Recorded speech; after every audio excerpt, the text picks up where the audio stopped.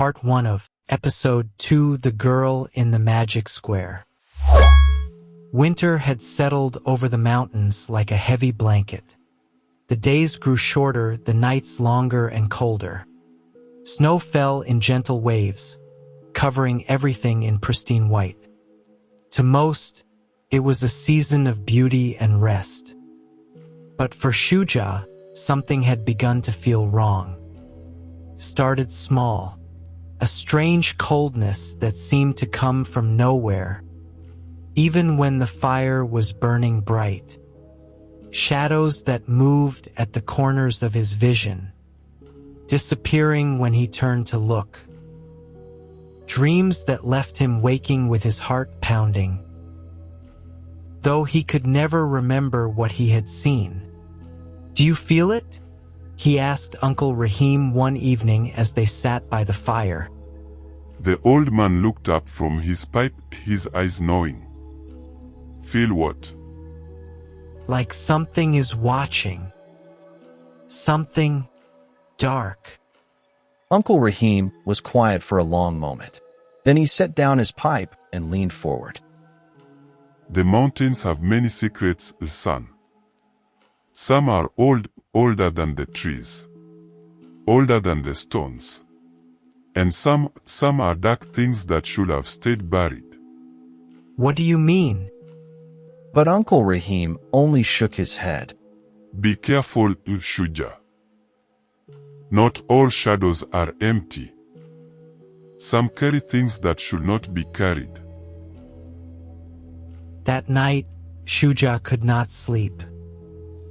He stood by his window, watching the forest that bordered the house.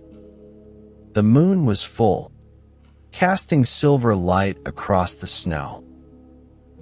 And there, at the edge of the trees, he saw something. A figure, standing motionless, watching. Shuja blinked, and it was gone. The moon hangs high, the snow lies deep, while something stirs from ancient sleep. A shadow moves where none should be, with eyes that watch and cannot see. The fire burns, but gives no heat. The heart remembers, fears to beat. For in the dark, a presence grows, a chill that seeps through winter's snows. The next morning, Shuja tried to convince himself that he had imagined the figure. He went to school as usual, taught his classes, and returned home. But the feeling of being watched did not fade. If anything, it grew stronger. On the third night, he saw her clearly for the first time. She stood in the moonlight at the edge of the property, so still she might have been a statue carved from shadow.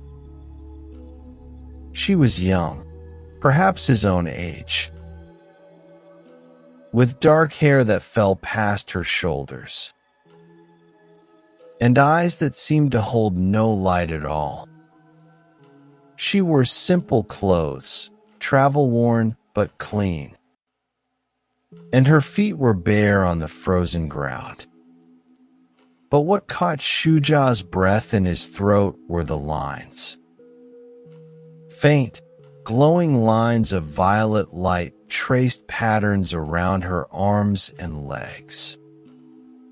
Geometric shapes that pulsed with an unholy rhythm. They were like nothing he had ever seen. And yet something about them spoke of ancient power, of magic older than memory. "Who are you?" He called out, his voice barely more than a whisper. She did not answer. She only looked at him. And in her eyes, he saw something that made his blood run cold. Emptiness. Not the emptiness of nothing, but the emptiness of something that had been taken. Then she moved. It was not walking, it was gliding, flowing across the snow without leaving footprints. She came toward the house with purpose, and Shuja felt a terror he had never known. He ran to wake Uncle Rahim. But when they returned to the window, she was gone. What did you see? Uncle Rahim asked, his voice grave. A girl with lines of light around her, like a cage. The old man's face went pale. A magic square. The Taoists of darkness. What does that mean? Uncle Rahim was silent for a long moment.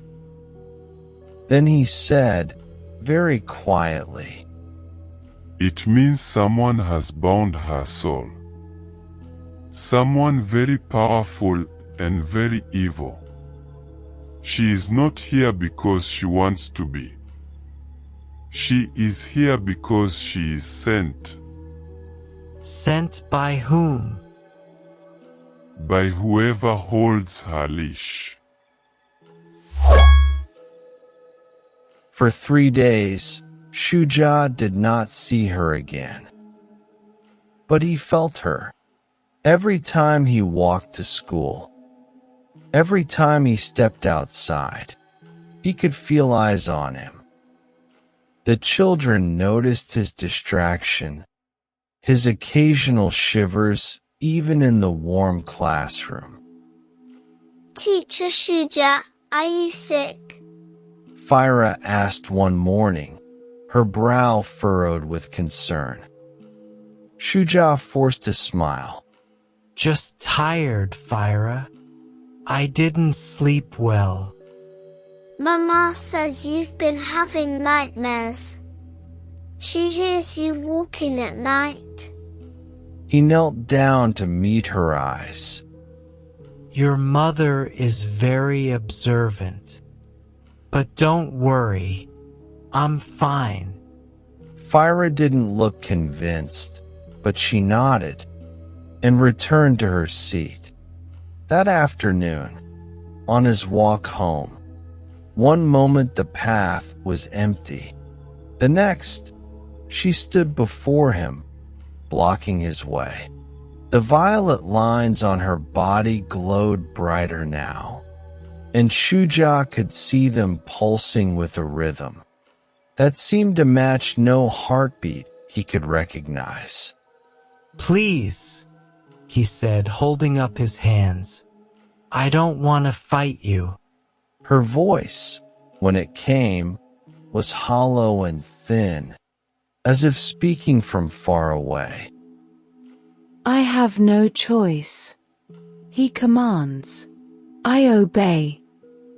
Who commands? Who are you? Pain flickered across her empty features. I am Muraak. And I am sorry.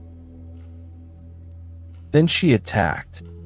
It was not a physical assault, at least not entirely. Shuja felt a wave of dark energy crash against him. Cold as death, heavy as stone. He stumbled backward, but another part of him, some deeper instinct, held his ground, his mind screaming at him to run. I won't run, he said through gritted teeth. Whatever you're being forced to do, I won't run. The attack stopped. For a moment, Muraak's eyes cleared, just slightly. You should run.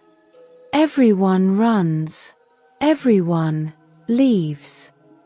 Then she vanished into the trees, leaving Shuja shaking in the snow. I walk the path that others choose. My will is not my own to use. The strings are pulled by hands unseen. The cruelest fate that ever been. I see the fear in those I hunt. I feel the pain of every thrust. But I am bound, I cannot break. For every move is his to make.